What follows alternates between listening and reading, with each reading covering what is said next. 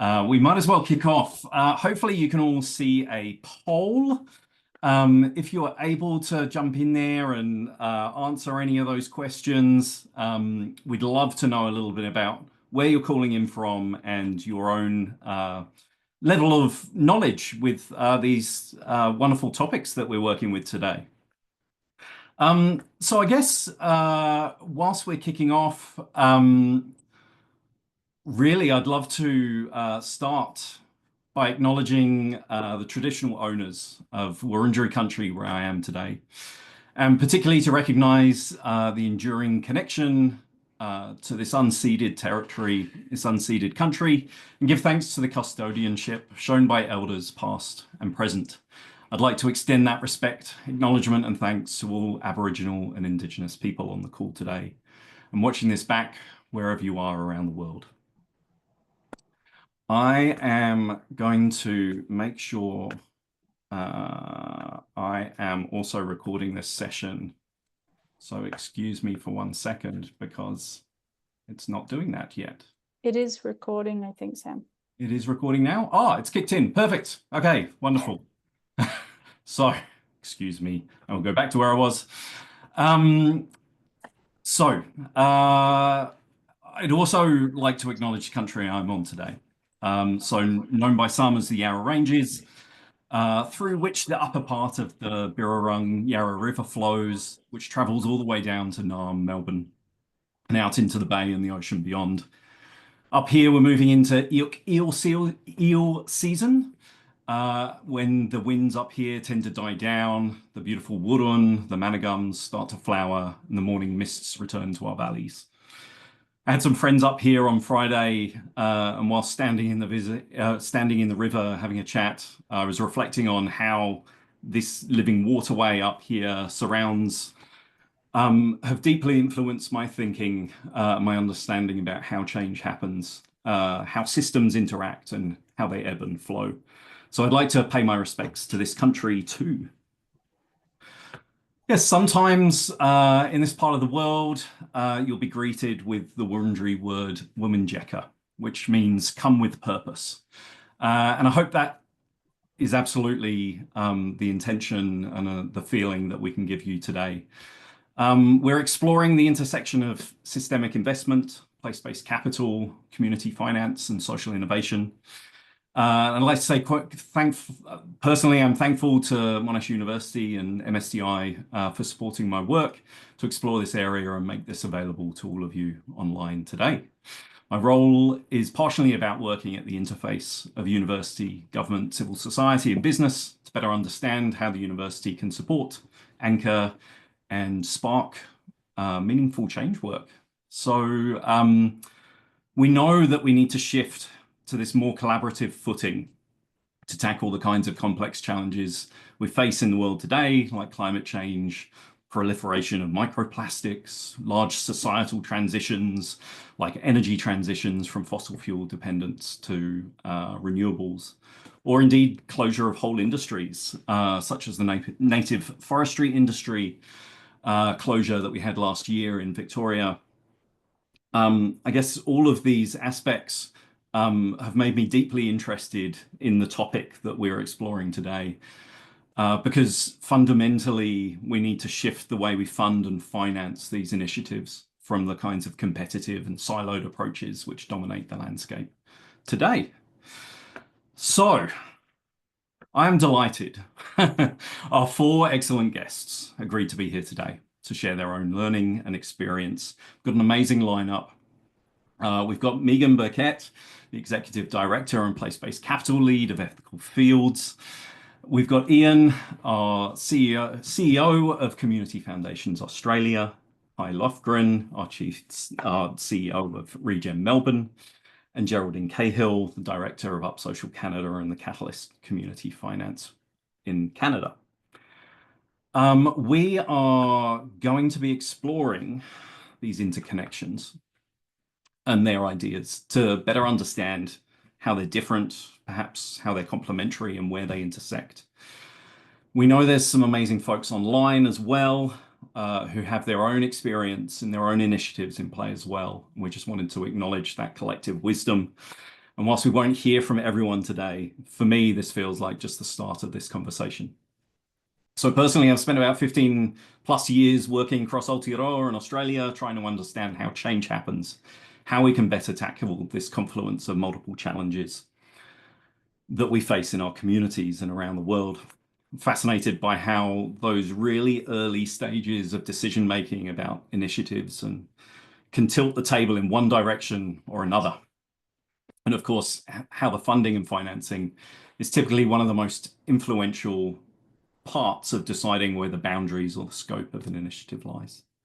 So this conversation today feels deeply relevant and timely as our societies continue to shift and change. I feel this intersection is increasingly important to understand. Perhaps through this session, might even figure out what that question mark is and what to call this confluence of these different aspects. So without further ado, I would love to jump into our lightning talks from our guests. And then we'll have some open discussion at the end and time for Q&A in the second half. So please find that Q&A button, drop us your questions as we go, and we will get into them in the latter part of the session. So I'm going to stop sharing. I'm going to hand the baton to you, Megan, and ask you to tell us all about place-based capital and your work in this area. Yeah, thanks so much, Sam, and thanks, Geraldine, for organising this session and getting us all together. So yeah, I'm Megan Burkett. Acknowledge the land that I'm joining from, the Gumbaynggirr people, and love to see others acknowledging in the chat where they're joining from as well. Particularly in this context of things like place-based capital and financing, and recognising really that a lot of what we've learnt from draws back to a very long, economic system that operated here in Australia differently and similarly to, and that we can still learn a lot from that. So I'm going to start sharing some slides just to help me navigate through this conversation. Has that gone into full screen mode now? Not full screen on your end? Is Yes, now. it is. Okay, awesome. Fabulous. So I'm going to be focusing on place-based capital and just sharing a few intersection points, but then really looking to dive into the intersections in the conversation mainly.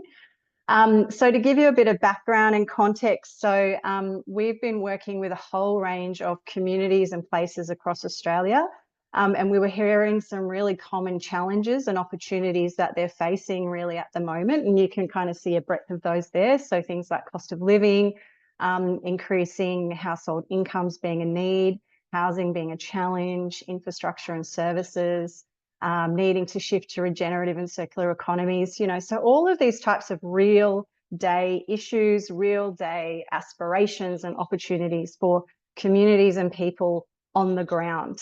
And that really grounds where place-based capital comes from and how it emerges, really wanting to say, well, how do we support these communities that want to address these challenges and want to pursue these opportunities for themselves? But what we were hearing as well from these communities and these people was that they didn't want to address those challenges and pursue these opportunities in the same way we have for the last 100 years, that there is a different set of values that are important to them as they seek to address these types of things and seek to sort of, pursue those opportunities. And you can see those here. I won't go through a lot of detail, but what they heard and what we heard and what they've been telling us is they want more place-based solutions, more people-centered, things being more locally led, inclusive and equitable, more local ownership and stewardship, more of that circularity, and really building places and communities that are more self-reliant and more resilient.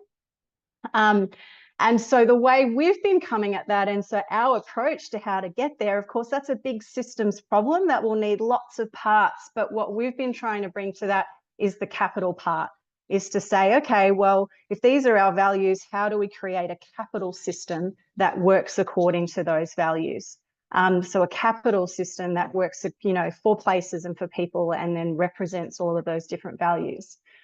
And the types of capital we've been really focusing on are financial capital and capital assets. So financial capital being like money, credit, and other forms of financial assets, and then capital assets of all types. So all property and resources that sort of hold value. And really, the reason we're focusing in on this area is what we find that communities are really good at a lot of things. They're good at building social capital and networks and supporting each other. But what they really wanted more support and what they really wanted to see shifting was the way that financial capital and the way that assets were working in their community and moving them towards those values that we just talked about and explored.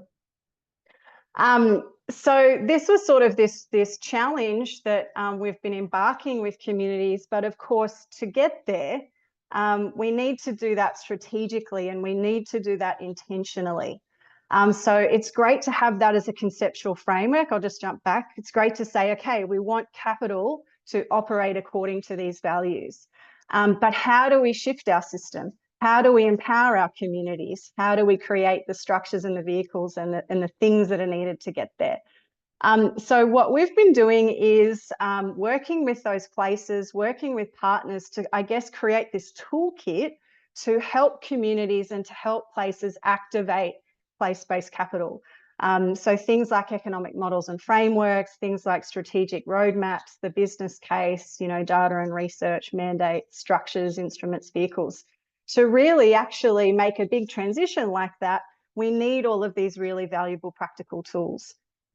There's a really strong case for why we should focus on capital if we want to try and pursue those types of values that we were talking about. We know that the current capital system is a big cause of most of those issues. We know that financial capital is really important for economic activity and social activity. Capital assets are arguably even more important than the money itself because capital assets actually create the money, they create the resilience. Communities can shape their capital systems, so it's a space that communities have control over. And of course, in a sort of transition point, capital is really important for that transition. We put an expression of interest out to communities across Australia. This was just a very small expression of interest, and this is the response that we're seeing. So this was just done recently. I'm sure there'd be more if we did it more expanded. So we can see that there's a lot of interest and growing interest for capital systems to work in this way. And just one final slide to show, and I guess to help unpack and explain what we mean by place-based capital, is we've been working on a framework to say, well, if a community wanted to realise and activate place-based capital in their place, what types of functional areas do they need to be actually building capacity in and building systems in? And we've identified these sort of 12 core functional areas that would really support a local community to activate a capital system that's going to work for them. So needing places to be able to generate capital, to be able to access capital, to be able to acquire it and own it, govern it, invest it, be able to exchange, pool, use, manage risk, regulate, redistribute, all in a way that aligns with their needs and aspirations, and all in a way that's really being driven by those types of values that we see. And just one example, so to do that, of course, we then need to go, great, all right, so communities need to be able to generate capital. How can communities generate capital? So then there's already a whole breadth of wonderful ways communities can generate their own capital, but we need to start to kind of show what the strategies are and what the policies are and what the practices are. And then, of course, if you take this around for all of those different functional areas, there are already hundreds of, great policies and practices and strategies that can help communities to do that. So that's a really rapid fire introduction to what we've been up to, what's been emerging, and the response that we're seeing from the community. In terms of the intersection points, yeah, I think I made a couple of notes. Let me just grab those. So yeah, what I'm hearing from the others is that there's some really common values and outcomes that all of these are aspiring to. Community finance is an absolute critical function within that place-based capital system. You could see there, community foundations are a really valued vehicle and structure that can achieve place-based capital in place and bring it to life. And then from that sort of systems perspective, yeah, it can help to build a local capital system that can support system investing, but also do that system investing at the place level. And yeah, it's all about social innovation through capital. So thanks, Sam. Amazing. I feel like I just learnt a lot very quickly. So thank you.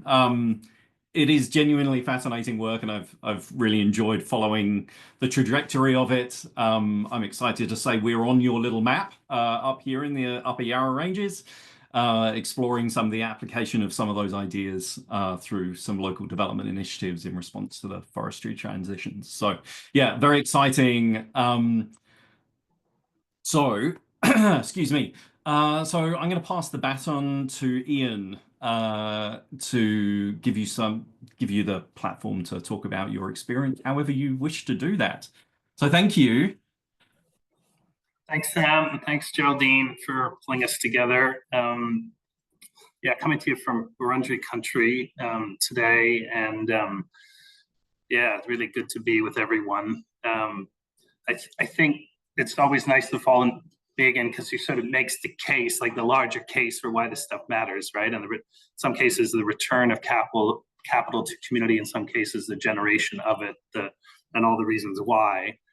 And the Community Foundation, you know, the easiest way to think of it is we're just, you know, we're a piece of that bigger picture that was just painted. That's actually having a very specific moment, and I think I'll speak a little bit to that just so will help people to kind of keep tracking of why things are changing quite dramatically in our space, and then maybe questions about then what's possible at the intersections. So, and so that most people have been, you know, checking in with us because there's been a pretty specific technical change around tax deductibility out of the Commonwealth government that if you're into tax policy, you can really go to town, you know. But I think the more important thing is like, what does it mean? Like, what's really going on? Why is that happening? And why is it happening now? And I think that's more important. And the first thing I would say is that it's kind of dramatically counter-cyclical to what's happening around the world.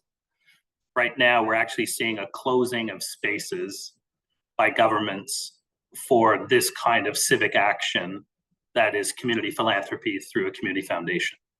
That many of our peers in different parts of the world are seeing the kind of legal frameworks being removed, or they're seeing another kind of politics showing up to make it much more difficult to organize those local resources, that place-based capital that Megan was just describing. And so that's happening for lots of different reasons. In some of it is the geopolitical moment we're in. Some of it is just how the economics are changing. But in Australia, it's gone completely the other way. Whereas for the last 20 plus years, the philanthropic system has had a dominant system that was privatized, in which charitable trust could become commodities, and in fact scaled that way, so that the kind of capital that is really being deployed in a private framework dramatically scaled, right, since the policy decision 23 years ago. And I mean, if you just look at the simplest platforms, there's something like $24 billion now aggregated in those private holdings. And that private space is important. It's a risk-taking space. Like, it comes with the private attributes, sort of different attributes than the one that Megan had on the wheel, right?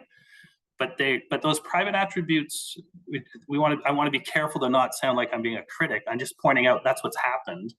And that's created a lot of resource that's been concentrated. And you see some of the big bets, you know, just last week, the Snow family, for instance, made another dramatic investment in brain research. And so those are the kinds of things that happen with that form of capital flow. But the government in Canberra has just made a shift to say, actually, we're backing citizen-led forms of community philanthropy. So this is the beginning of a generation of how do we organize people with resources and do it with a new regime that incentivizes that to happen. And when that's happened around the world, and Geraldine and I have some roots that we share in Canada, what we've seen is it scales, community philanthropy scales.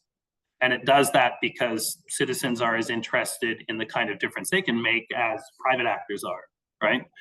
And when given the opportunity that's presented to them, clearly they want to join up with their neighbors to do something collectively.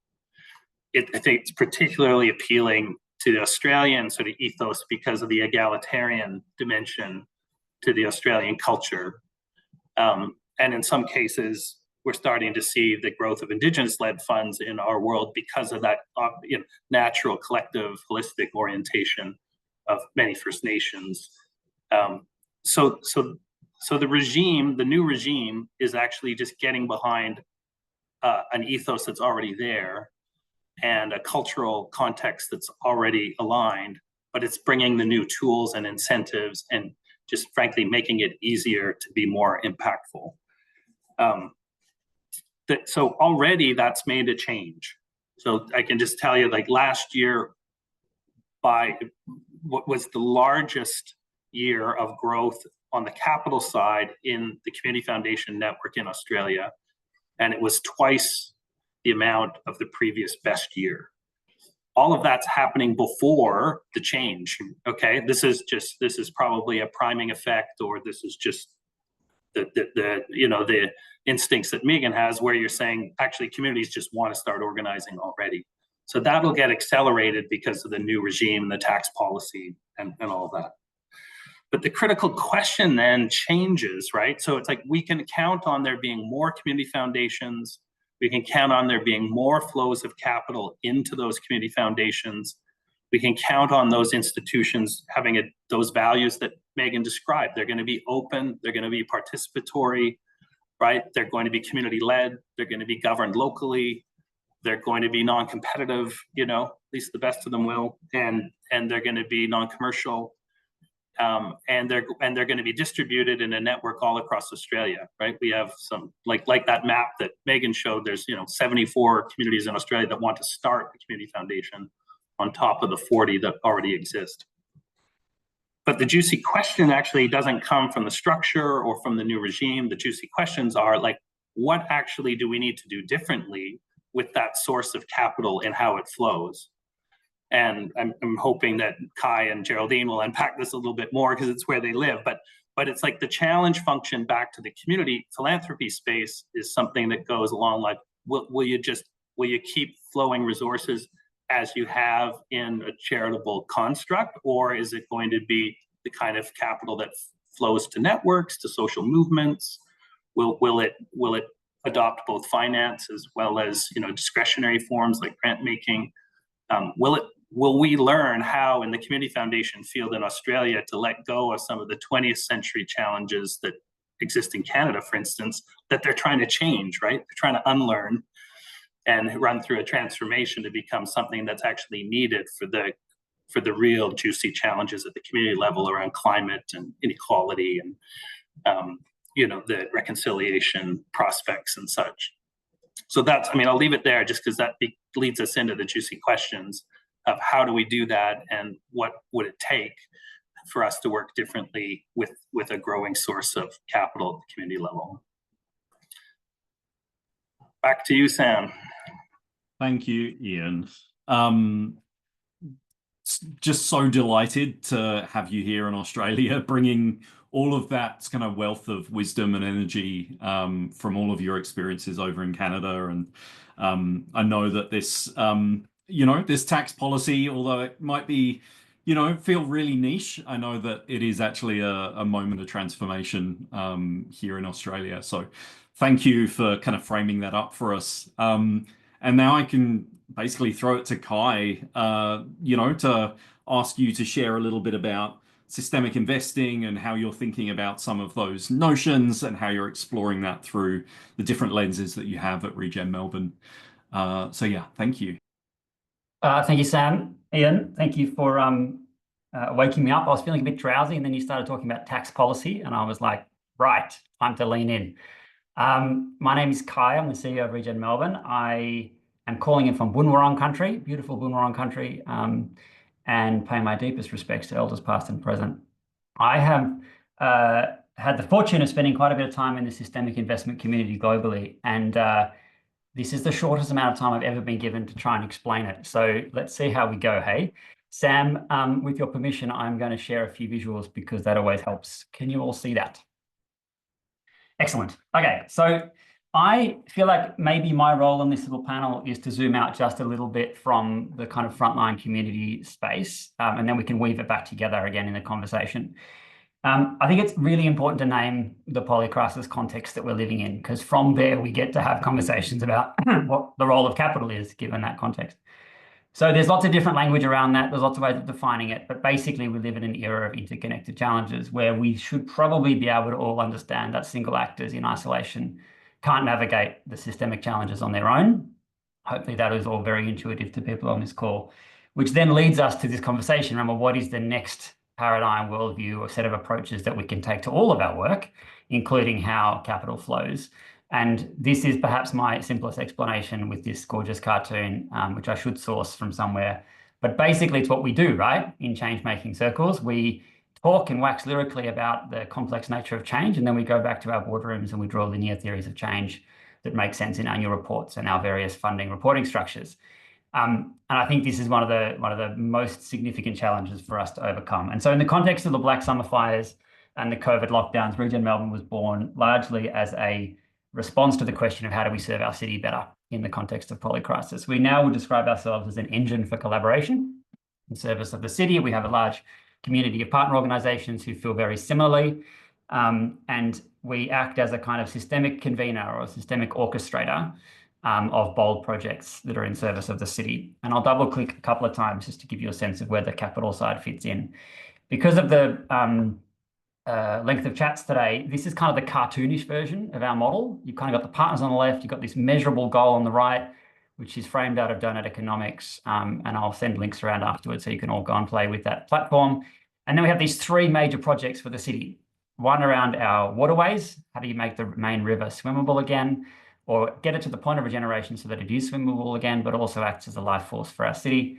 How do you regenerate a food system? And then how do you build agency and trust at a neighborhood scale to enable participation in the regeneration of people's own communities?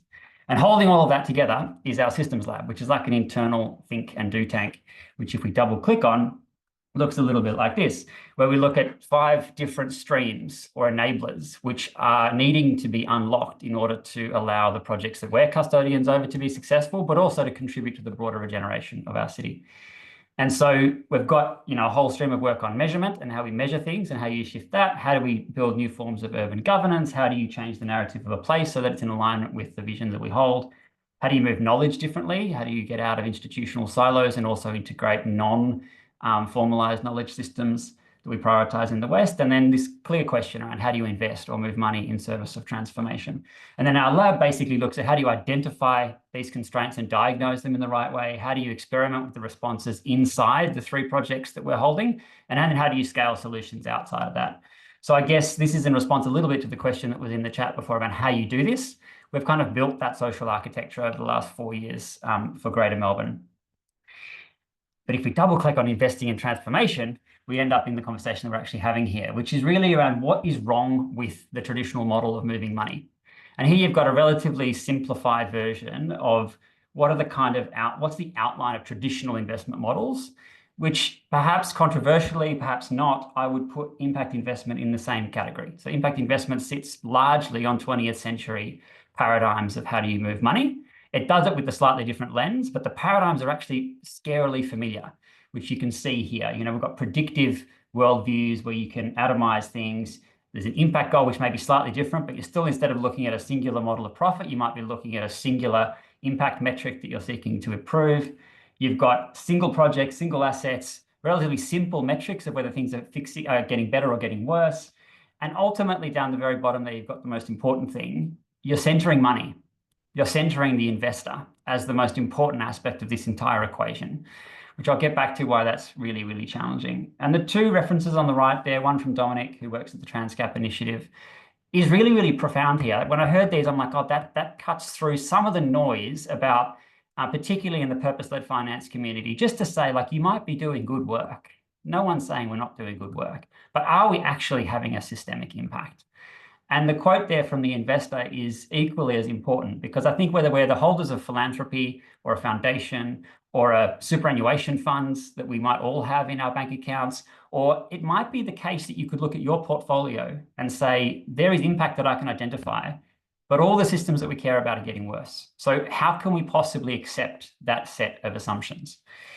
So that's where systemic investment comes in as the kind of paradigm leap away from impact investment and towards something that's more impactful. And this brings in all the tools and tricks of systems thinking, which I'm not going to talk about unless there's a sort of a big discussion about it afterwards, and says, how do we integrate the view of systems that we have of the world as it is, rather than the world as we pretend it to be, with the world of finance practice? And what I'd like to just maybe propose here is that there is a kind of coming together here where you've got systems investing as a practice that's emerging internationally, which is bringing those two worlds together, towards actually where Regen Melbourne finds itself most often, which is at the center of a bunch of these overlapping Venn diagrams, right? And what we're really saying when we say investing in transformation is, how do you move money in service of those various worldviews towards a regenerative Melbourne that centers the transformation of Melbourne as its primary focus? And so if you do that, you end up with a kind of different set of assumptions or worldviews that you can very much sort of compare and contrast to the 20th century financial assumptions that kind of still hold, I think, in a lot of the purpose-led finance world, where we're talking about, instead of feeling like the world is predictive, we're embracing the fact that it's uncertain and complex. We're not centering a simple goal, we're centering a systemic transformation, which is definable. We're talking about the combinatorial effects between a whole bunch of different investments of lots of different kinds, whether it's grant making all the way through to investment. We're looking at portfolios. Instead of looking at short to mid, we're looking at like long to very, very long term, you know, the sort of like lengths of time that are required to shepherd an economic transition into place. And then ultimately, we're not centering the capital. We're centering the transformational goals that community has, that place has, that there's been some sort of a democratic or mandated process set up to define. And if you do that, then you can start to think about how you move money in a very, very different way. And just to end on a practical example, one of the things that has come out of our work is the need to move away from the idea of moving money at scale immediately. For the last 15 years, impact investment has been entirely preoccupied with the idea that we need to move trillions towards impact, which I think was a really good and worthwhile goal for the first part of that wave. But then we got stuck on scale, and we forgot that if we don't keep innovating on the fundamental assumptions in our finance system, then we won't move money differently. And so what we're proposing here is that we need to pull back a little bit and think about what is not just the quantity of funds that need to move towards the change we seek, but the quality of funds. And the Burrung Riverbank is our kind of initially a conceptual idea of how would you build a financial institution that was in service to the living entity that is the Burrung Yarra River, where you have a governance structure that's set up that is in service of place, and in this case, a river system. You have that institution able to absorb multiple types of capital, distribute it to multiple types of asset classes and the various beneficiaries, securitized over the very long term, that then provides some sort of a repayment mechanism, both financial capital and other forms of capital, in order to make that system work. What I just said in the last 10 seconds breaks so many assumptions in finance that most people leave the conversation. But I want to propose it here just to say that we need to get better at being bolder about the mechanisms that we're talking about, not just the ideas. And in the interim, maybe that whole complex governance system in the middle there, the Burrung Riverbank, the trust, maybe that's just a person. Maybe that's just a person who's acting as a strategic capital facilitator that's connecting multiple capital types to a goal that's been defined by community. Maybe we can just start there. Thank you, Sam. Why, thank you. I mean, it's always lovely to hear what Regen Melbourne are doing. It's very rare that I get a chance to just get the pure thinking you've been doing in this space about capital. So thank you so much for both the primer and also the, you know, the specificity of how that's being deployed at the moment. I think it's yeah, looking forward to where that conversation's going. So absolutely, by no means least, Geraldine, Firstly, I want to say thank you for sparking this session just by being here in Australia. So for those of you on the call, Geraldine and I met in Canada last year, and as you alluded to, we've kind of been speaking ever since. Personally, I think you're brilliant, and I'd love to give you the floor to share some of the work that you've been doing in social innovation and community finance in Canada. And I'd love people to try and figure out where your accent's from. So Well, over to you. thank you, Sam. That's very nice. You set the bar high with brilliant, so we'll just see where we can go from there. I'm gonna share my screen and hopefully all will be well. Let's see. Okay, that looks like it's finally working, which is lovely. This was taken actually from where I met Sam last year, this photo. So there you go. I'm joining you also, as you know, because I'm in Australia, from Woiwurrung territory as well. So I definitely want to acknowledge that before moving along. And so inspiring to hear from everybody. And I'll try and be quick and zip through these so we can get into the discussion, which I'm quite excited to do. I'm just going to give you a whip cracking trip through Canadian community finance and social innovation very quickly, just to place us in where I'm coming from today, and then connect it to the ecosystem that I described to place and to the global landscape as well. So somewhere between Megan and Kai, perhaps, or something, and then bring us up to where we are today. This very quickly, just to say, I just put a hat on this year for the first time really deliberately in community finance. I've been spending the last 15 years or more really dripping with social innovation approaches. So now co-managing a network called Catalyst Community Finance as well. And that's really, you know, a network of place-based funds, community finance intermediaries. So it's exciting to also be joining that in the everyday of my work as well. This gentleman here is Alphonse Desjardins from Quebec, and really sort of kick-started, you know, the first savings and credit co-op established in North America. There's been a lot of community finance movement from the Quebec side of Canada over the years, the social economy too, part of the Quebec reality for well over 100 years, and sort of formalized with government in 1996. Over the other side of the country in Vancouver, the Vancity Credit Union kick-started in 1946, motivated by change makers who felt underserved by traditional banks. Now it's 570,000 people strong. So certainly a success story. These kinds of stories are all throughout the Canadian landscape. So just an illustration from a sort of historical perspective. And then with my social innovation hat on, really looking at, you know, new products, new processes that profoundly change the way our systems operate. Some of what Kai was getting to there.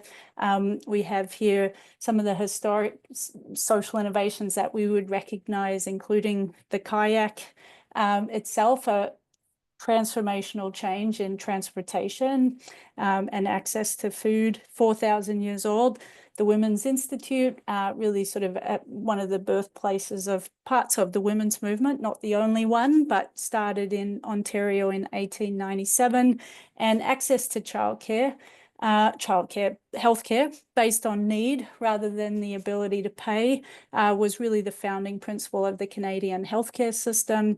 And Medicare was born in Saskatchewan in 1947. These are the kinds of big changes that we mean when we talk about sort of social innovation as well. This is a very busy slide, but I'm just going to talk about it in general. Towards the end of the last century, you saw a sort of convergence of things happening, really led by the McConnell Family Foundation based out of Montreal, the largest family foundation, funding a lot of activity, especially focused on sort of mainstreaming social innovation and social innovation approaches. The seminal book, Getting to Maybe, How the World Was Changed, was published by Frances Wesley, Brenda Zimmerman, and Michael Quinn Patton, whom some of you may be familiar with. And that same year, Causeway Social Finance was convening as well. And McConnell also funded Social Innovation Generation, which was a national partnership really focused on ecosystem development and championship. Together, Causeway and SIG would really drive towards what would become the Canadian Task Force on Social Finance, which produced this report and series of recommendations to all levels of government to mobilize more private capital for public good. Some of what Kai was getting at too, with what drove a lot of the impact investing activity that followed this period. This is a very quick history of Canadian stuff here, but hopefully you're following along so far. Lots and lots of activity followed from there. There was the sort of growth of impact investing for sure. That community finance stuff was still happening as well. And there was an enormous amount of promise felt when the Advisory Council to the Canadian government was convened in 2017, which saw the development of a social innovation and social finance strategy, which was announced in the federal budget in 2021.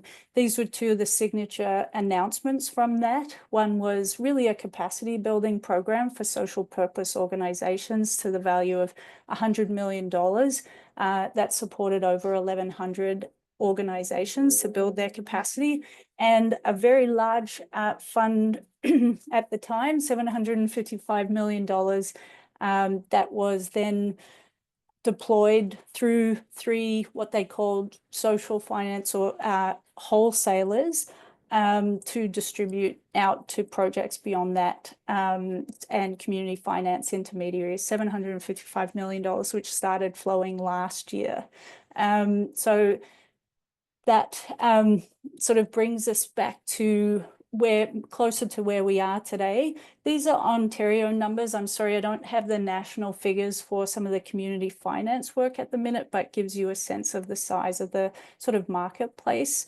$8 billion invested in community-focused investment funds and other tools in over 156 different investment products in Ontario. And the reason I'm ripping through all of this is because really at the heart of this, and whether it's systemic finance or another model, is all on a quest to how we can combine all of these different kinds of capitals to drive towards the transformation that's required. So at this point in time, I asked around for how people would describe Canadian interest in systemic investing, and really sort of in an observing and learning role right now I think I got curious observer, but depends on who you talk to, and there's probably folks like Kai that are much more invested than that. So there's that, and then a lot of interest with some folks in mission-oriented innovation as well. And mission-oriented innovation would be defined by the OECD as a clearly defined overarching policy objective aimed at tackling a societal challenge within a specified time frame.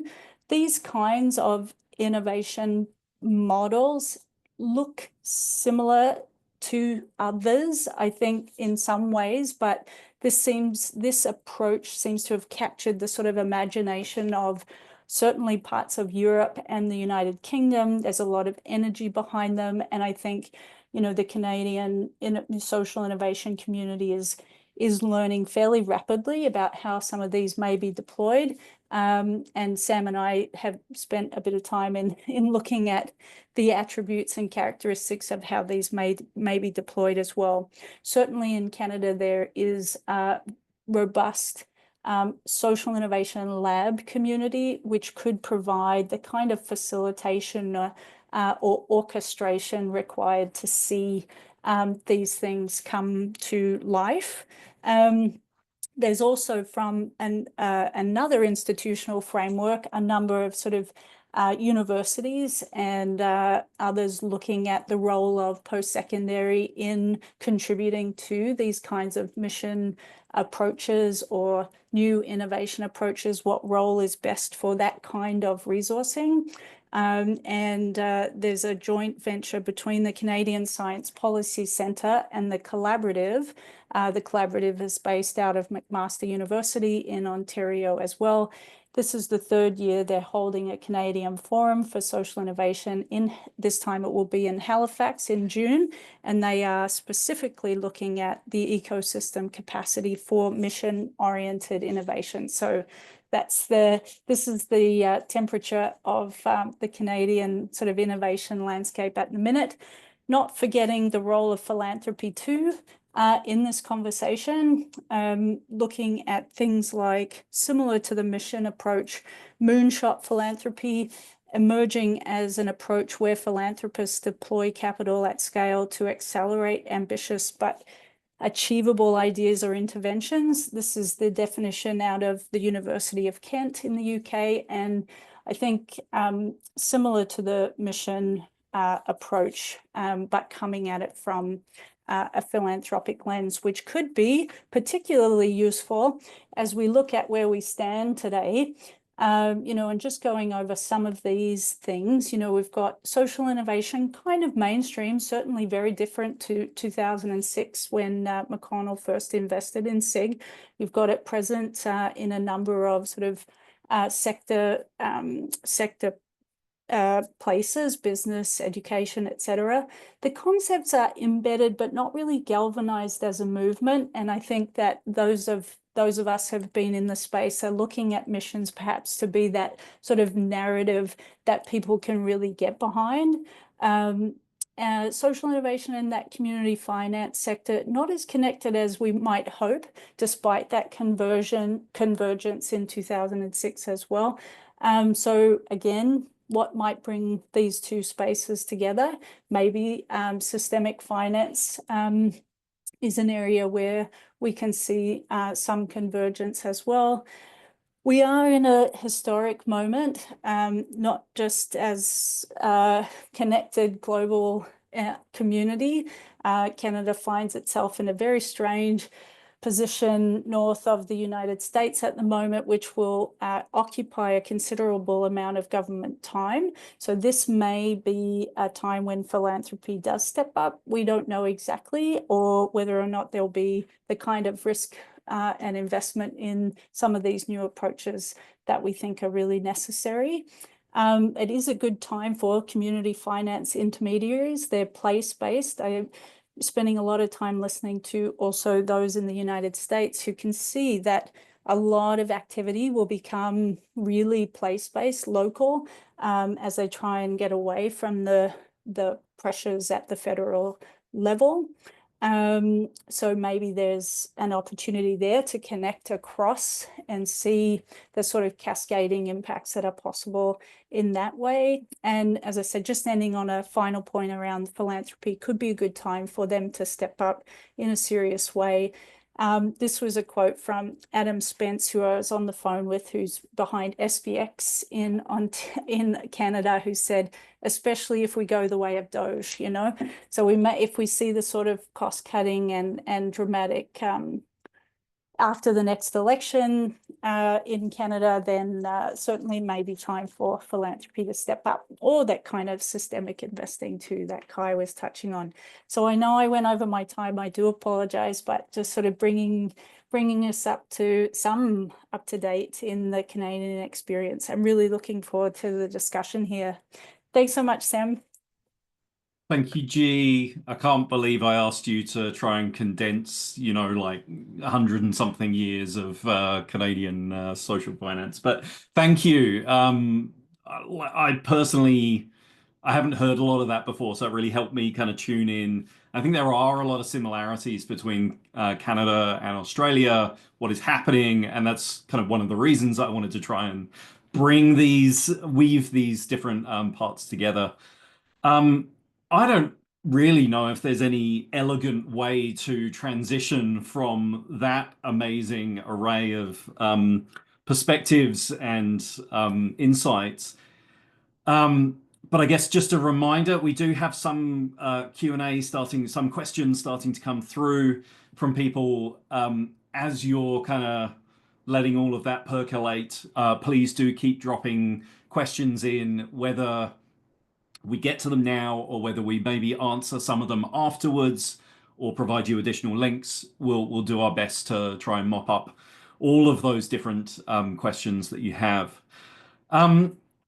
So there's one question in there from Naomi Toole, which kind of parallels to where I was thinking of going initially to kick off this next part, which was essentially trying to get at whether we think it's possible to ensure that these kind of different yet compatible approaches are able to like both be truly responsive to those unique needs and assets of particular communities and are able to address the systemic challenges and opportunities. So I'm particularly interested in that. I don't know who wants to kick us off, but Megan, you haven't been talking for a little while. I know you've got some perspectives on this, so maybe I'll draw you in and see where we go. Yeah, no worries. Really happy to, Sam. I think from our perspective, I guess to start with is we've been really trying to make place and people a much stronger player in the space of finance, both at the local level, but at the global level. And we know that we've got these like immensely strong operational finance and capital systems happening globally and nationally and at a state level. But at place, they're not as strong as they could be. And really, we want them to be much stronger. And so I guess what we've been really looking to do is like, how do you actually strengthen and activate these local capital systems? So places are really strong, but also, of course, so that they can connect with each other and work with others. So we want, you know, one place to be able to connect with a neighboring place and another at a regional scale, but also to connect into the global financial system. And create structures and vehicles that enable, like, you know, individuals and communities and a whole of place to actually connect in and work with that system in a way that supports those values. So I guess that's kind of our piece of the pie of how do you create that intersection with what's going on. But I think, you know, like what links so much of this all together is those driving values. You know, what are the really driving values that should inform how all of these different systems work and connect together? Because you absolutely can have a global financial system, a global capital system that's working towards, you know, prioritizing place and supporting regeneration, prioritizing people, inclusion, equity, etc., but still networked together. So, yeah, thanks, Sam.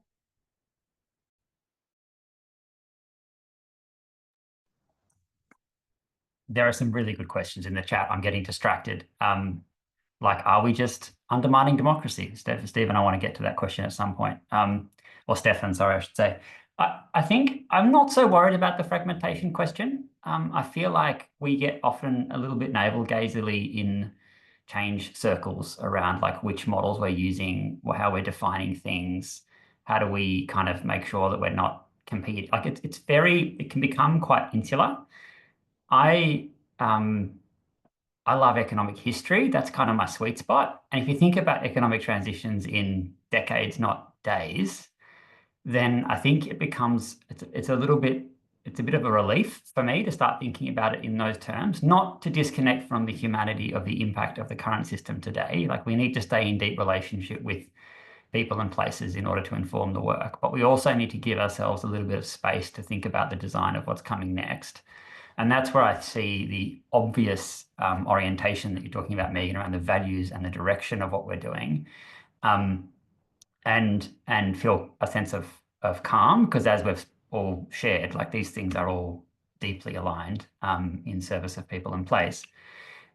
Maybe I'd just add one thing, though, that is to say that I think we need to hold in balance the community-led and place-based approach with the space to do thinking about what comes next at a more kind of macroeconomic level, which is what I think, Stefan, your question is going towards, and also what I think is the responsibility that comes from the privileged positions that my team holds and all of us hold by being able to talk about and study these ideas. And I think we need to value that and not just think that community on their own or places on their own in a systemically constrained environment of cost of living pressures and all sorts of things that are coming down on all of us, that in those environments, people are going to be able to navigate all of it without a huge amount of support. And that, at risk when I say those words out loud, sounds a bit patronizing, and I'm really trying not to say that. I just think there needs to be a balance between place-led, community-led, and systemic leadership that comes through conversations like this, where we can actually kick around what might come, think about the global trends, work out the patterns, and then help all of us move forward. Yeah, I think that's, I mean, it's actually, there's a systemic piece of work here that's about flows of capital too, you know, like if we just leave it to community in a sense, communities will go about organizing capitals in ways that are familiar to them. And that's necessarily constrained. How would a community in Mackay or a community in Victor Harbor or a community in Albany, or, you know, how would they necessarily have available to them the kind of depth of understanding that someone like Megan's got, and all the kind of like drawing together of partners and others that can bring value. So I think there is a responsibility to not sort of overly privilege the local, and there's a politics there too, right? There's a localism that can be quite myopic and parochial and potentially reactionary in a way that closes civic space, you know, that doesn't allow for participation. There's a line of inquiry in the chat there as well. Like how is this a democratizing effect, not through formal public systems, but through civil society, that I think we want more of. So there's a role for system actors and infrastructure players and like those that get behind the participatory ethos of community alongside creating a really dedicated space. And my experience coming from Canada here is one I'm talking about all the time, is just how much I experience the flight of capital from community to economic centers. And that's a structural thing in the economy in Australia that plays into the duopoly environment. And it's probably been a certain kind of industrial policy that actually has worked to create, in some cases, you know, successes for many, but not all. And so I do think there's a systemic thing to do that says actually capital that's close to rivers, capital that's close to urban environments actually is really important. And that balances out, you know, those systemic questions. And I think it's like, this is the conversation we're in right now in this webinar, but it's the evergreen conversation pretty much anywhere that I'm going, is how do you get those effects? You know, the folks from Alice Springs, so the New Community Foundation, were just in Melbourne for a week. And this is what, they're not coming to Melbourne because they're saying we have all the answers in Alice Springs, but they sure as heck want to have the agency of people from Alice Springs shaping their solutions and organizing things on the ground. They're looking for both, and they're looking for our support for that at the same time. Gee, I think you're wanting in here. You got that. You could keep going. You could keep going. Full of gold, Ian. So I was just thinking exactly, I was just going to agree with you very strongly. And the thing that strikes me too, when I think about Megan's work, and I've just been recently involved in the beginnings of community wealth building project in rural Alberta, in what would arguably be the center of, you know, that sort of very vital oil and gas sector that has produced the kind of economic wealth that is very much part of the current economic system that we've been trying to evolve and change and transform. But within small communities, a very real recognition that things need to be different, even though parts of it they very much want to keep the same.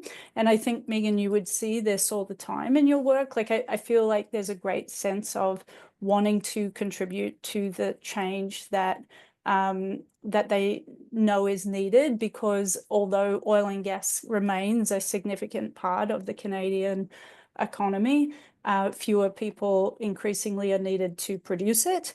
And there's lots of, and the climate also obviously will demand a change from that as well. All sorts of pressures are driving the change, but also that flight from rural communities into cities, which has been happening for a long time. So towns are really looking at how to get in front of that. And in participating in those community wealth building projects is itself democratizing, is generating the agency to participate in something that might not have been the case before. And what I find very exciting, and I saw you post the question that I posted in my slides about the role of place-based finance and projects driving transformation, is the cascading impacts that are possible if they're happening at the sort of at scale, if you like, what are happening across, and able to share that learning and share what they're doing with each other through some sort of. This is the question I have, and as I was coming into Catalyst Community Finance as well, just sort of how might we better connect that knowledge and asset flow across the system, that sort of mycelium network that might connect us so that we're learning and growing towards that transformation as well. Yeah, stop talking there. Thanks, Geraldine. I just wanted to add, I guess, another point into, so looking back at Naomi's question around avoiding fragmentation, getting the most impactful levers. And I alluded to it in the presentation around capital assets. I think I said, arguably, I think capital assets are more important to focus on than the finance itself. Because what we know is that capital assets, you know, they're the thing that creates the finance flows. And so whoever owns and controls and influences the assets themselves have a lot of power. And whoever owns and controls and influences the assets can, you know, decide whether it's going to be place-based or, you know, kind of extractive, whether it's going to be locally led or, you know, led by some other organization, what kind of systems change agenda that asset's going to contribute to. And so, yeah, I guess increasingly when we're meeting with community and policy advisors and others, you know, whether it's at the ground or all the way up at big system change, we're encouraging people to really focus and put a lens on the assets and consider, like, how do we be more strategic and intentional about who owns them, who can control them, what they're used for, where do the flows of finance from them go? And then it just comes back to the values. So if you value those types of things that we showed, then if you align assets with those values. And if there are some other values that are more important, you align them there. And I think the thing is that, yeah, I totally agree with sort of Ian's sentiment that, you know, you don't necessarily want localism just for that sake. It's very much about saying, well, we're just being more intentional and saying, does this asset and does this finance make more sense to be managed and controlled at a local level? And can we set up structures and systems that would fully empower this community to do it and do it well? Or actually, does this asset or does this finance flow make more sense to be managed at a national level? Or can we do both? If we can set up a networked, place-based and networked, you know, national system that enables that thread together. But I think where we've got to, like from historically and where we're at, is just a sort of mishmash of profit, you know, corporations, etc., being very good at starting to control and influence things. And they have a place here as well. They have a space in this system. But we just need to be more strategic and intentional and make decisions and choices about assets and finance and shift them in the direction we want. So, thanks, Sam. I love this conversation And I guess I'm seeing a huge amount of, well, a lot of questions coming in, which are really kind of provoking some of the thinking. I'm wondering if we can pick up some of the threads in there with a bit of a shift. So I think there's some really interesting questions about democracy and participation. I think there's there was a really early question about alternative models to learn and reinvigorate in terms of governance from First Nations traditions, communities, and lots of questions about the sort of balance in there as well. But I guess one thing I almost wanted to shoot to you, Ian. I know you've been thinking a lot about, and having the context across Canada and Australia. I'm wondering if you can reflect a little bit on like the strengths of Australia, or maybe more broadly Australia, Aotearoa, Asia Pacific, which make this quite a good place to test and trial, and maybe share how some of these areas are coming together to advance the kind of global field as well. Yeah, sure. Yeah, I mean, the Canadian system is it's a big system, right? Community philanthropy, community foundations. It's now a big system. It's scaled. Pretty much every community in the country has access to a community foundation, and the resources have gone, hockey stick curve, right? In the neoliberal period, the end of the neoliberal period, if that's what's just happened, it just, all that surplus value meant there was a scaling up of the capital base at the community level. And okay, great. The thing was, in Australia, because the regulatory regime was constraining, that didn't happen. And instead what happened is you got all this innovation. So we went off to visit all the community foundations with a colleague of mine, and I would arrive and I had a set of assumptions, and then you sit down with folks, and then they'd unpack how they're operating, what they're doing, why they're doing it, who's involved. And it's like, wow, there's nothing, the diversity in the field in Australia is, it's by a long shot the most diverse field in the world. And it's full of that innovation that comes from constraints.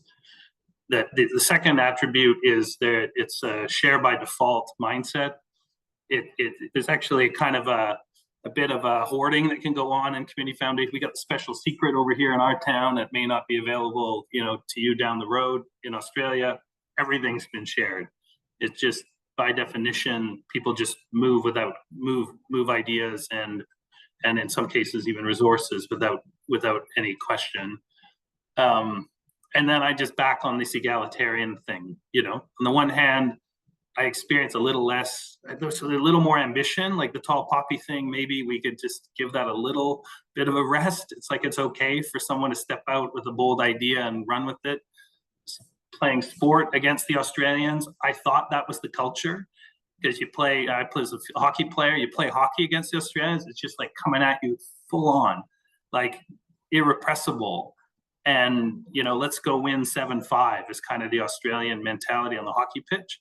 But then I come into the social milieu and the for-purpose space, and it's like actually more measured. And there's a bit of that like culturally imposed constraint to say, let's make sure everyone gets a fair go, that there's a kind of just back to that, which is really beautiful value, that I think is the dominant cultural value, and we should make use of it. So those are, like, for me, it's sort of, it creates a different value proposition. Like, I'm trying to imagine where we are in 5 or 6 years. There'll be a couple hundred community foundations, right, within a decade, and they will get capitalized. And then it's like, how can we do that, but could we keep the egalitarian dimension? Can we make it highly participatory?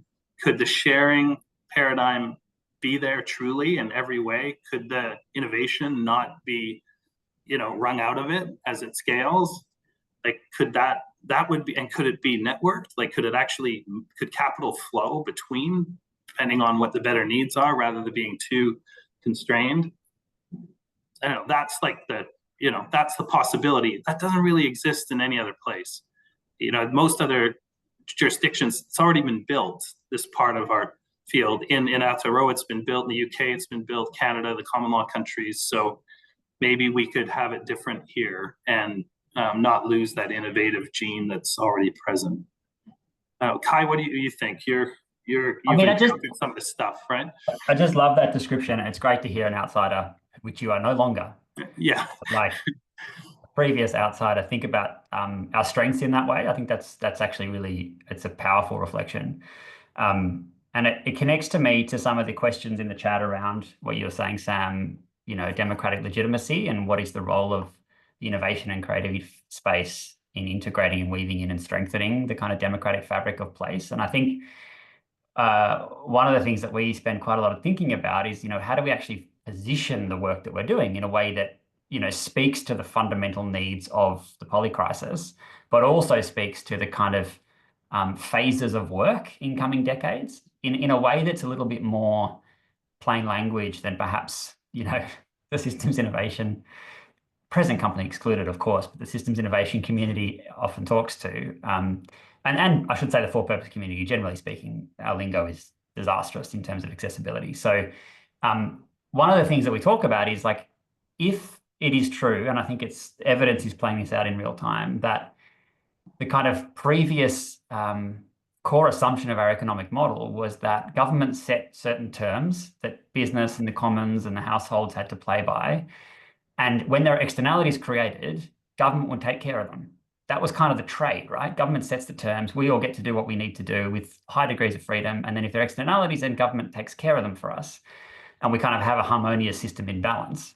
Now, of course, that hasn't happened, right? That we don't see the economy as a balanced element of all these parts of the commons and the market and the household and the state. We generally speaking see the economy as the market. And we give that primacy in all aspects of everything, including how money flows. And at the same time, over the last 30 to 40 years, we've systematically eroded the capacity of government to deal with the externalities. So if you have a system that prioritizes one part of the economy over everything else and erodes the capacity of the government to deal with, that system is self-terminating. And I'm not sure we're clear enough in that analysis oftentimes. Like we kind of put language around it that's like, you know, change language, but actually that's like a structural problem. And so all the comments around, you know, how do we engage in it in the kind of democratic system, I think needs to be plain-eyed around the fact that we need transitionary infrastructure that allows for the innovation and capacity building that can rebalance the whole economy place by place and then aggregate it as a network. And so I don't think Regen Melbourne necessarily exists in 10, 15, 20, 25 years, nor do I imagine the visions of any of us around our place-based work is that we're setting up kind of long-term institutions.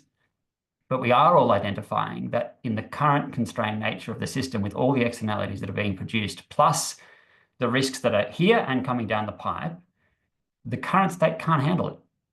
So we need to invest in these spaces in order to create the capacity, the resilience, the innovation, the leadership that can allow us to navigate this period, this transition, better than we otherwise would.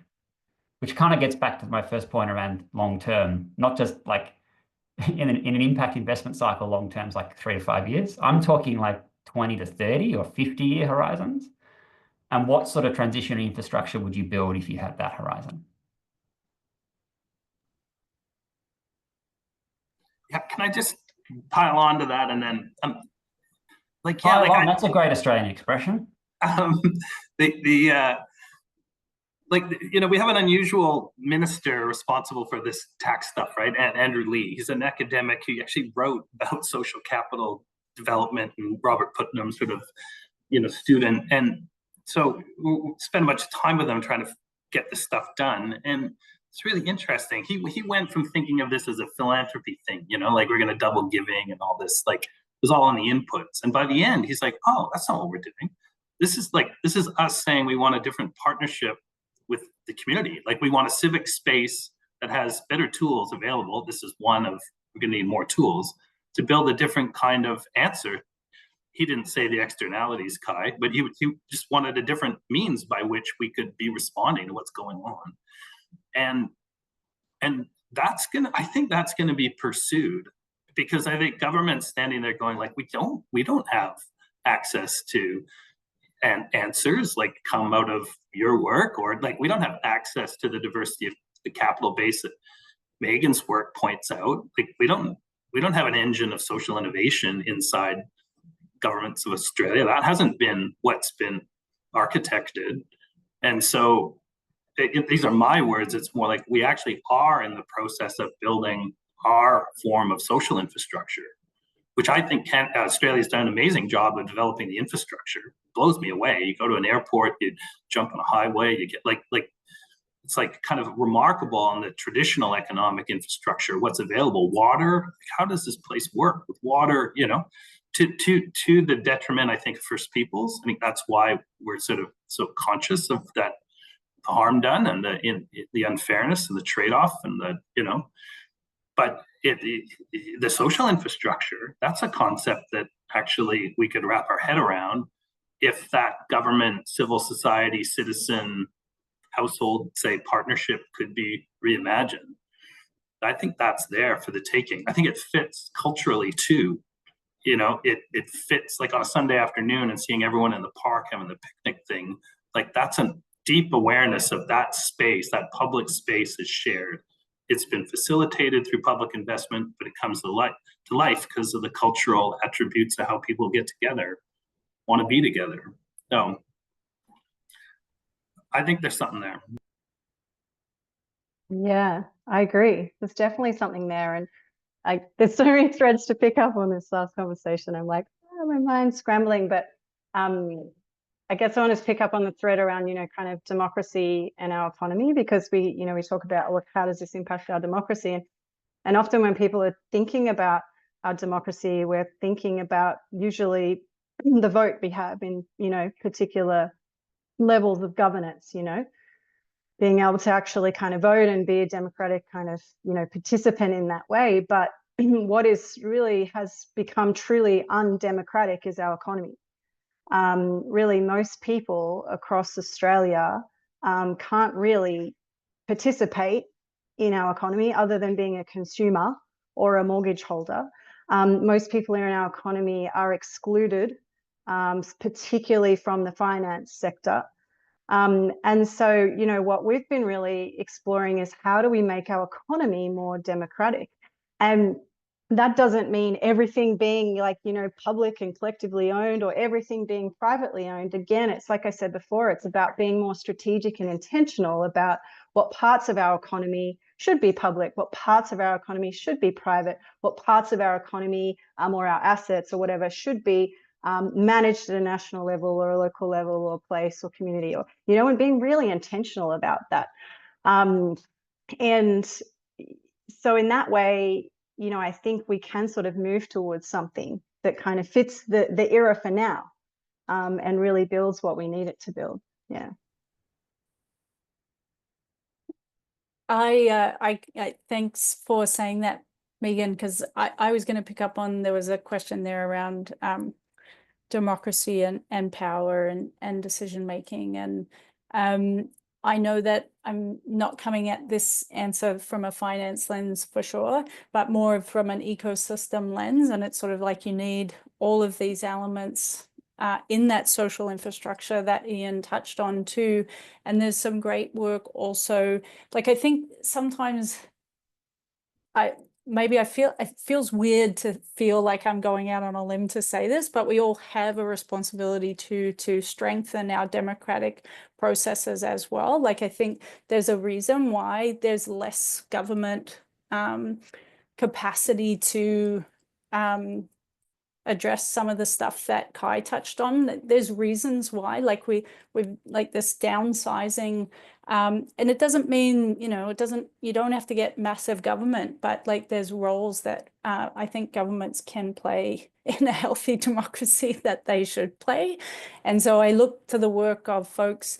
There's a number of organizations here in Australia that are working on democracy innovation that look to strengthen participation in decision making outside of the government, outside of the electoral cycle, that can also work really well with some of the systems and social innovation approaches regardless of which ones you choose. You know, I think we spend enough time in the social innovation landscape, you know, fighting over definitions for how we should do things. But I go back to Alex Ryan, another Australian living in Canada, who said to me a long time ago when I interviewed him, you know, you need redundancies in the innovation systems just as much as you need redundancies in lots of things. It's like we need lots of ways of doing things to choose, you know, to allow certain things to fail, because some things will fail. So you need to have that redundancy in approaches and stuff as well. But I just to do a shout out for democracy, as we see so much of that challenged, we also have, I think, a collective responsibility to make sure that those processes are strong as well. I was just going to offer very quickly, as a reflection, I'm seeing a lot of those threads of democratic participation and citizenry, but also democratizing our economy and being involved in that through things like especially in the renewable energy transition at the moment. There is a lot of community-owned energy generation, whether that's solar or wind or the likes, and those transitions being held in that at that community level, and people being able to become part of the economy in a way that they haven't been before, serving their own needs and you know, localizing that finance. So those kind of little sparks really give me hope. I was wondering, Megan, if you wanted to give maybe a couple of other examples from around the country of things that you've been doing that maybe give some other people some tangible examples of making this real and what this looks like on the ground. Yeah, totally, Sam. I guess like if we think about the renewable energy opportunity, there's lots of different ways we're seeing that change. Like just at a very individual, personal family level, like if you invest on solar on your roof, you now have a capital asset that you own that generates income potentially, depending on how much energy you use. And you know, so that in itself, just at a very family level, that's place-based. That's what we call place-based capital. But then, of course, we're seeing more organized community efforts to help their whole place and region transition to renewable energy. So, you know, in communities like Manila, which is in New South Wales, they set up a community company that the community can hold shares in. They partner with a private company, and they used a grant from government to actually set up a battery and a solar system. And I understand they're expanding now as well, and they're helping other regions. So, you know, that is also place-based capital. There's a wonderful example from Fintry in Scotland, where a private developer was setting up a big wind farm, and the community approached the developer and said, can we invest in one of the turbines? So the developer actually paid for an extra turbine. The turbine then paid off the loan. And then after that loan was paid off, that community now receive equity from that additional turbine. And the community now use that money to do a whole bunch of wonderful things within the community. So, you know, those are just three simple examples that show how we can really change the way investing and financing and ownership work at a family level, you know, a whole community place level, and then, you know, in partnership with developers and government and others. And so I guess the thing for me, and, you know, we're coming up close to time, so maybe like a final thing is just to say, you know, there's some big change and big shifts we need to do as a country and as a world. And I think we're going to get to the best place possible if all of our good people in Australia are empowered and enabled to be part of that action, to be part of, you know, the investing and the generating of capital and the owning of it and, you know, moving it. And the best way to do that is really to empower everybody with the knowledge of how finance works, how capital works, how to generate it, how to do that at a place level, and how to do that at a really important systems level, and how to do that, you know, for something like, you know, rivers, or how to do that for, you know, more practical things like renewable energy, or, you know, sorry, rivers are really practical too. Yeah, that was not what I meant to say. Thank you.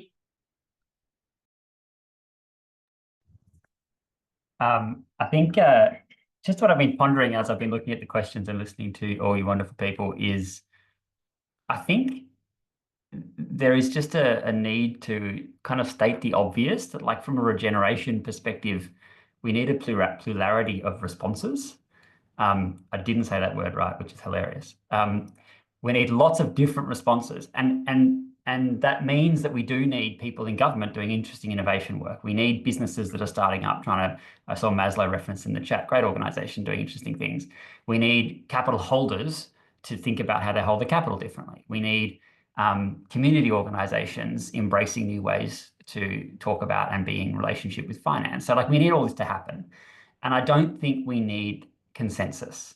Like, we don't need everybody to agree. Like, that's a ridiculous goal. We need coherence, or greater coherence, towards the sort of futures that we want to see, because I think that will lead to, new coalitions of power that can create change at a systemic and long-term level. But I think there's just a bit of a separation there between consensus and coherence that I think is perhaps useful for people to have in their heads. And the other thing I'd just say is that there are different altitudes of action. So, like, Region Melbourne chose, after a big community-led process, that our altitude was organizing organizations. It wasn't building a grassroots movement of change in Melbourne, because there are so many organizations who have a direct relationship with community in Melbourne, that the idea of us coming in over the top and being like, oh, look at us, we're going to go and organize community, and like, that's ridiculous. But there is an absolute gap, and there's a gap in coherence and action around how organizations work better together across the usual sectors and silos. And so that's the kind of role that we've chosen to play. But of course, there are other altitudes that we need to act on. And yeah, let's try for a little bit greater coherence. I love that everybody was in consensus that we don't need consensus. So it was a good chuckle. Dan, you were the only person on this call that picked that up, and I'm glad you highlighted it. Wonderful. Look, we've got 1 or 2 minutes left. Ian, do you want to say anything before we say goodbye to everybody? I'll just very quickly add, like, it's such a pleasure to have this kind of conversation, and I am going to shout out to Sam, especially for us all to continue to seek the infrastructures between this capital work and the ways of working in community and across systems to achieve, sort of the transformation that's required. That's a collaboration across, across systems. And I'm always on the search. I'm on a journey to finding the combinations that I think can see some of this impact. I am agnostic as to language, as to style, as to process, just, longing to find that combination. So thanks everyone for inspiring me today too. Yeah, and just for you to come and then to be a catalyst for the conversation. And I'm extra conscious of how we got to work hard here in Australia to bring the international perspectives to us, just with time zones, and so taking that on with you coming, and Sam helping to make it happen. Not to be taken for granted. Let's do more of it. It helps us get organized here just by having someone, coming from with a perspective from beyond. So much appreciated. Beautiful. Okay. Well, in which case, I would just like to say thank you to all. I felt like we could probably go for another couple of hours, but thank you, Megan, Ian, Kai, Geraldine, for your generosity and sharing all of these perspectives. Thank you, everyone online, for all your questions and your attention. Please feel free to look up all of these wonderful people and their organizations online, continue the conversation. If you want to contact me, so this has been recorded, it will be sent to everybody, which is the question that's been asked again and again. So yes, that's coming to you. Please reach out if you want to go any deeper. And I guess from me, just please take care of yourselves. Let's keep the ball rolling, keep developing capital in service of life. And thank you and goodbye. Take care, everyone.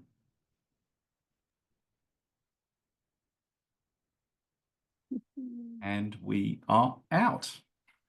I loved your ending there, Sam. Can't do it verbatim, but what was it? Keep doing capital for life or something. Yeah, very nice. Yeah.